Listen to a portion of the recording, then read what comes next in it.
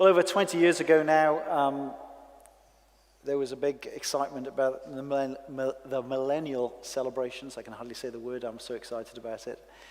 And they raised a lot of public funds, I think through the lottery, into various projects. And one of the big projects was the Millennium Dome in the East End of London. And they had this big millennial exhibition about all things British.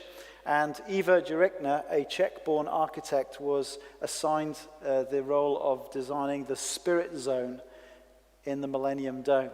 It was a kind of a controversial choice because she'd already expressed that she didn't think that God had anything to do with the millennial celebration. But nevertheless, she got the contract. Her initial plan was to build a pyramid of glass for people to sort of gather underneath it and meditate. But after a bit of pressure, her plans were altered, and Christianity was given a place in the exhibition amongst the displays of other major world religions. The Christian exhibition covered some of the events of the life of Jesus and his teaching, but she refused, however, to put in a Christian cross as part of the display. She is quoted as saying, "To me, the cross is just the symbol of suffering." And her summary of Jesus in the Spirit Zone read, "Jesus was a good man who died tragically young." Now, was that a good summary? People don't want to commit, but most people are gently going, No, it wasn't a good summary, was it? It was a rubbish summary. I don't think she understood Christianity at all, and I think Mark would be shocked. So we're going to look at see what Mark has to say here. I don't think you can understand Jesus without understanding his death. You can't understand Christianity without understanding the cross of Christ. I don't think you can be a Christian unless really you've got to the point where you can say that the death of Jesus has become the defining event of your life. And I want to defend that by showing it from Mark's gospel today. It'll help if you have it in front of you. In verses 32 to 34, we see clearly that Jesus had come to die. If you look at verse 32, they were on their way up to Jerusalem with Jesus leading the way, and the disciples were astonished, while those who followed were afraid. And so in a few words, we get a dramatic word picture of this scene, and I think the reaction gives you the drama. Why are they astonished? Why are they afraid? Well, Mark's been telling us about how Jesus, as he's gone through his ministry, has kept coming into conflict with the religious leaders and how they've been plotting to kill him. And now he's heading to Jerusalem, which was the headquarters of the religious Jewish establishment. He's going to the very center of it all. Reasons enough to be afraid. And the disciples were astonished because there must have been something about his face, something about the way he was walking that made it crystal clear that he had a focused determination to go to Jerusalem. Well, maybe he was just optimistic that things would work out. We'll take a look again at verse 32 and notice the word again. Again, he took the 12 aside and told them what was going to happen. This is the third time in Mark's account where Jesus has been crystal clear to his disciples about what would take place in Jerusalem. Verse 33 gives us even more detail than the rest. We're going up to Jerusalem, he said, and the Son of Man will be delivered over to the chief priests and the teachers of the law. They will condemn him to death and will hand him over to the Gentiles, who will mock him and spit on him, flog him and kill him. 3 days later, he will rise. Jesus had come to die. Didn't take him by surprise. He knew exactly what was going to happen to him. This is exactly what did happen to him. He knew it would. And I wonder, have we ever stopped to really consider the incredible bravery and courage of Jesus? I have to confess to you, I still feel a bit anxious every time I stand up and speak to people. I keep hoping it'll disappear, but it doesn't quite disappear for me. I always feel a bit anxious. And I don't know why is that? I mean, I think it's in part because you're not sure what sort of response you're going to get. Are people going to be friendly, or are they going to be harsh? Are they going to be accepting? Or are they going to be hostile? But to be honest, if I knew that at the end of this talk, as I stood there, as you went past me on the way out, I knew that you would be spitting at me and punching me and mocking me, do you think I would be here today? If you were the one speaking, would you be here today if you knew that was going to happen to you? My guess is that we might find other reasons to be elsewhere. Jesus knew what was going to happen to him, and far worse than that. Betrayal, trial, flogging, crucifixion, death. But still, in a focused, determined way, he went to Jerusalem. What bravery, what courage. Jesus had come to die. This was the most important thing about his life. Now, why? Why? And how should we respond to Jesus? Well, from verse 35 to 52, there are three responses as Jesus leads the way to Jerusalem. And I want us to briefly consider them this morning. The first is this, a selfish response in verses 35 to 41. Look at verse 35 again. Then James and John, the sons of Zebedee, came to him. Teacher, they said, we want you to do for us whatever we ask. What do you want me to do for you? He asked. They replied, let one of us sit at your right and the other at your left in your glory. This is amazing when you think about how, insensitive this is. They're just so blind to the mission of Jesus. He just told them that when he was going to get there, he was going to be betrayed and flogged and killed. And what's the first thing they say to him? We'd like some top jobs at your right and your left-hand side, please. The thing about cabinet positions of power. Back in chapter 8, verse 29, Peter had got the identity of Jesus correct. You are the Messiah. And I think that to the many people at that time, their view of what would happen when the Messiah would come was very much a glorious picture. When the Messiah would come, well, he would restore the fortunes of Israel. He would bring in a brand new golden era. Israel would be the top dog in the nations. They would have influence in the whole world. They'd bring transformation to the whole world. And they got this glorious idea. And some of them had even seen Jesus transfigured into a glorious appearance, bright, shining like the sun. And they thought, wow, this is it, glory in Jerusalem. And they just couldn't wrap their heads around this suffering stuff. They just didn't get that his glory, that God's glory, would be revealed in his suffering and death. And I don't think we should be so hard on the architect in the Spirit Zone. After all, the original disciples, didn't really get it for a long time either. Suffering, crucifixion, where's the glory in that grotesque scene?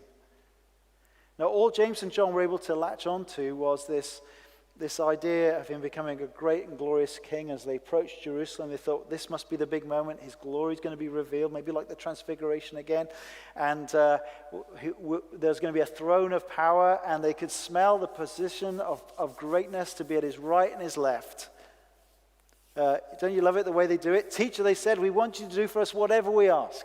Now, every parent has had this moment where a child is, they're trying to wheedle something out of you, and this is a good technique. Would you give me anything I asked for? And Jesus says, okay, what is it you want me to get for you? Oh, to be on your right and left when you go into your glory. Their response to Jesus as he heads on this mission to Jerusalem is to grasp for glory. It's bizarre, isn't it? It's bizarre to think that to follow the crucified and risen Christ is an opportunity for us to gain personal glory and greatness. But nevertheless, that twisted little thinking still does come over us and still does happen in the world today. Only this last week I was hearing about a very famous pastor in America who's been fired from his job, and by the reports that I read, really he's been described as a narcissist who basically wanted everybody to serve him, and he behaved in lots of immoral and inappropriate ways. He was on a power trip.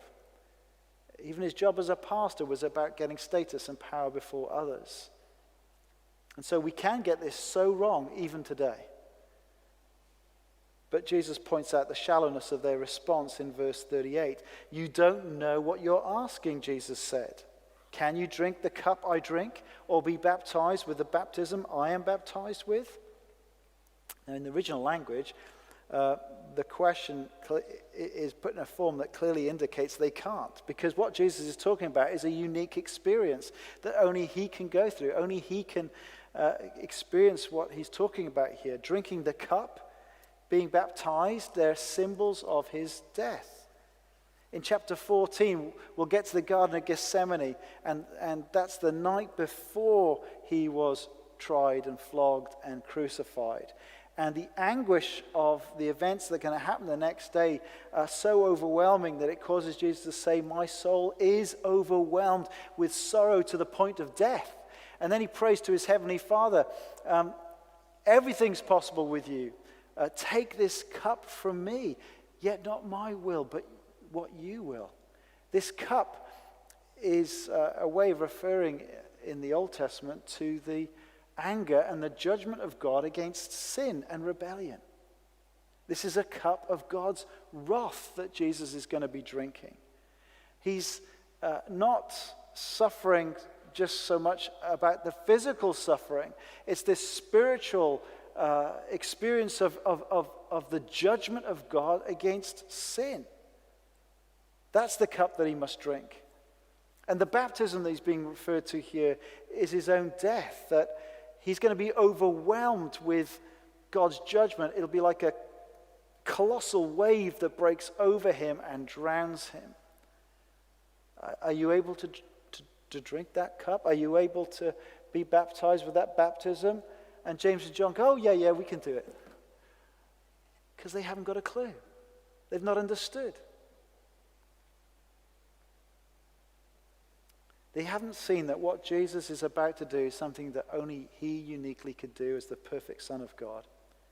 Now in verse 39, he does explain to them that in another sense, they would participate in his sufferings and death. They would benefit from the salvation that he achieved, that they would experience actually some of the rejection and suffering as they follow him. But those places on the right and the left, when God's glory would be revealed, well, ironically, it was two thieves on the cross that had those positions as his glory is revealed from the cross. Well, this is the first response to the mission of Jesus. It's a selfish grasp for power. The second response is in verses 42 to 45. And it's a serving response as we respond to the servant king. See, Jesus gathers the arguing group together. The 10 are no better than the 2. They're just a bit miffed that James and John had got in there first, tried to pull a fast one, get in on the top jobs ahead of them. They're angry at that. And they're all arguing together. Jesus gathers them together and silences them by just teaching them something vital. He lays out a clear contrast between how greatness is measured in this world and how greatness will be measured in his kingdom. Look at verse 42. You know that those who are regarded as rulers of the Gentiles lord it over them, and their high officials exercise authority over them. Now it's the same today, isn't it? We learn in life that we'll be graded and treated accordingly. We measure greatness by lots of silly things, possessions, academic achievements, wealth, power. At school, you learn very early about where you fit in the social order. What sort of trainers are you wearing? Are you wearing the cool trainers or not? How many qualifications did you get? Did you go to university? Oh, which university did you go to? So many workplaces are just about office politics, status and power. You know, everyone's ranked in order of importance. Do you have a fancy title? Do you have a nice corner office? Do you have your own designated car parking space? How many employees? How big is your salary? It happens that we're kind of impressed by these superficial things. where do people live? What car do they drive? All these silly things. We measure each other power and significance. We find our place in it. And we'll have people above us that we try and kind of get along with and suck up to because we might be able to climb the tree. That's the great game, isn't it? Going to the next level. And then the people behind us, we'll try and keep them down below us so that they don't get in the way of us going up. And we don't mind being a little bit bossy with the people that we're in charge of because we're the boss. Well, it was just like that in Jesus' day. But it's not the standard in his kingdom. Look at verse 43. It's still a challenge to us today. Not so with you. Not so with you, Jesus says. Instead, whoever wants to become great among you must be your servant. And whoever wants to be first must be slave of all. I mean, he turns the value system upside down, doesn't he? And it's very uncomfortable. The great ones get served by everybody in this world. In his kingdom, the great ones are those who are willing to serve. If you want to be the most important in his kingdom, you must be willing to be seen as the least important as you serve other people. Become the slave of all. Of all. Really? Of all? Of all. This is what true followers of Jesus are like. This is the servant response of those who know that they follow the servant king. And that's why it's all the more tragic if we say we follow this Messiah, but in our lives actually we serve no one else and we expect everybody to serve us. There's a bit of a mismatch there, isn't there? Especially tragic if we treat Christian ministry as a way to fulfill or advance ourselves. To get this wrong means that we've not only forgotten the standard of greatness, but we've forgotten the servant king. Look at verse 45. It's really the gospel in a verse. It's one of the most wonderful verses in Mark's gospel. Mark 10:45. For even the Son of Man did not come to be served, but to serve and to give his life as a ransom for many. It's a profound statement, isn't it?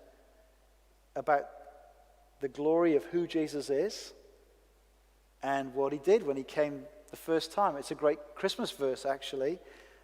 For what reason did the Son of God come into the world? Well, to offer up himself. To offer up his life as a ransom for many.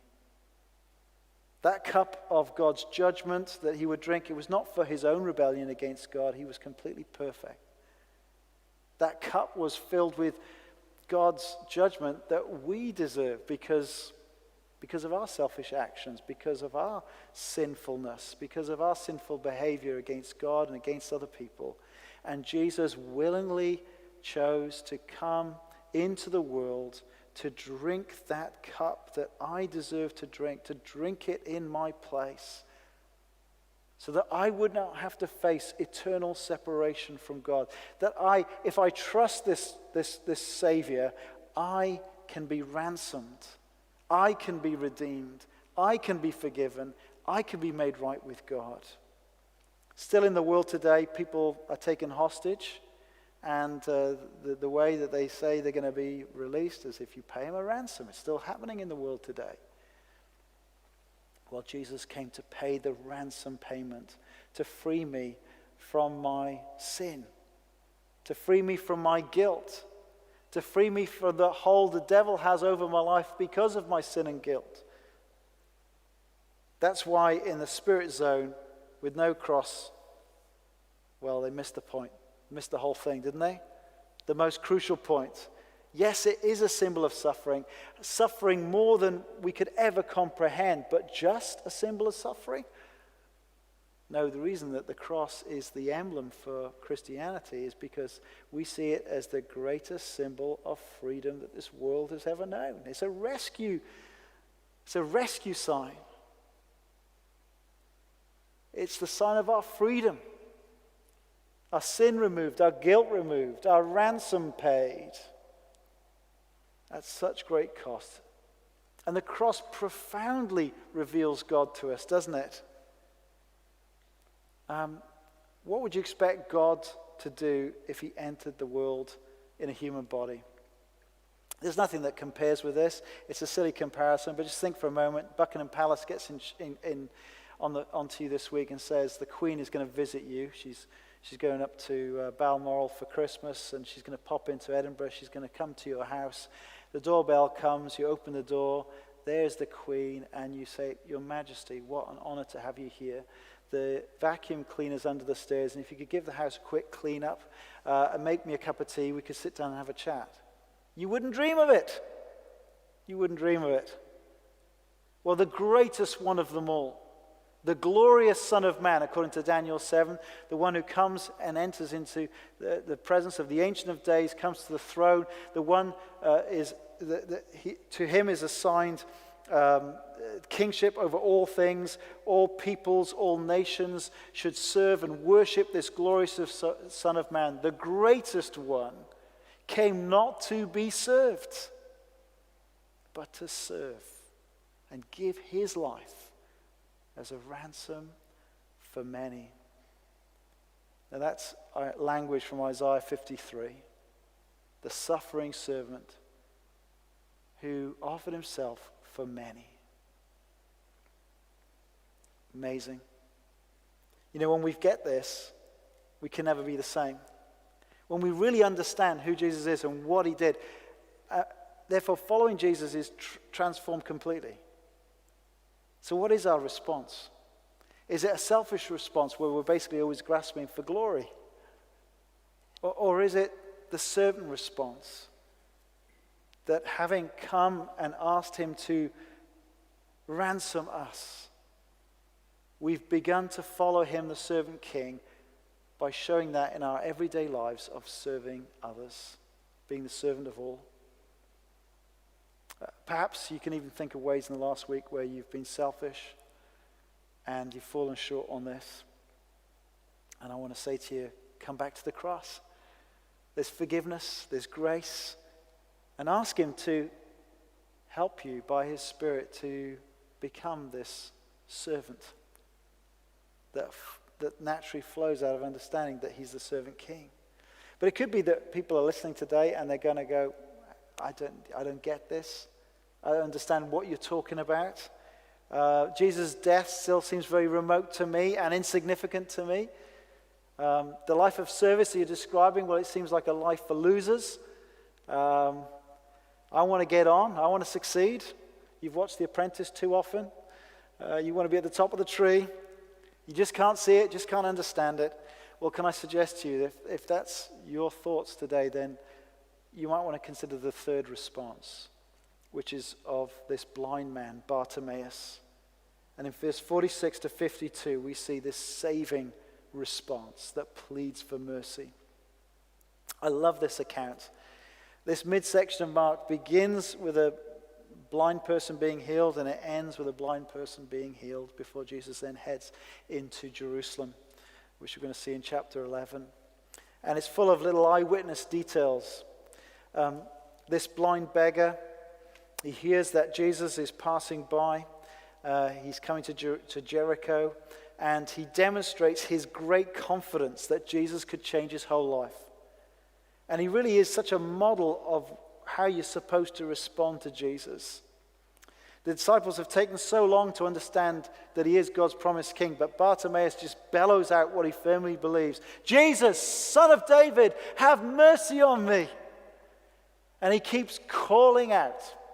Now the crowds around him don't show him a lot of mercy. They just tell him, shut up. But he keeps shouting all the more. There's nothing that can hold him back. Son of David, have mercy on me. Here's someone who understands who Jesus is, the Son of David, the great Messiah King, and he realizes he doesn't deserve anything from him. And so he pleads for mercy. Have mercy. And despite Jesus' clear commitment to get to Jerusalem, we see his great generosity that he stops and calls this beggar to come to him. Cheer up. He's calling you, they said. What wonderful words. And he's quite the opposite to the rich young man. Remember the rich young man that we looked at last week? He wasn't willing to follow Jesus because he had such great wealth. Well, this man, he doesn't have much. He's got a begging cloak. Well, he throws that aside to get to Jesus. And Jesus asks him exactly the same question that he asked the disciples. What do you want me to do for you? This time a very different response to the disciples. They ask for glory. He asks for mercy. And with great faith in the ability of Jesus, he says, I want to see. And Jesus merely speaks the words. Verse 52, go, said Jesus, your faith has healed you. Immediately he received his sight and followed Jesus along the road. Now I think Mark has put this real historical event here as a model response of how we should respond to Jesus. For Bartimaeus believes, sees, and follows. He follows Jesus as he goes on the way to bring in God's kingdom through his suffering and death on the cross. And if you're still blind to the significance of Jesus' death and resurrection, or you simply have never personally responded, then you need an even greater miracle than Bartimaeus to open your eyes. And he shows you the way forward this morning, or whenever you're watching this. You need to plead for God to have mercy on you, for God to forgive your rebellion and your sin because of the ransom price that Jesus paid for you. That alone is the saving response that really matters. It's the way that every disciple begins his life journey following the servant king. We ask his forgiveness for our past selfishness and sin, and we experience this salvation by God's mercy, and then we follow the servant king.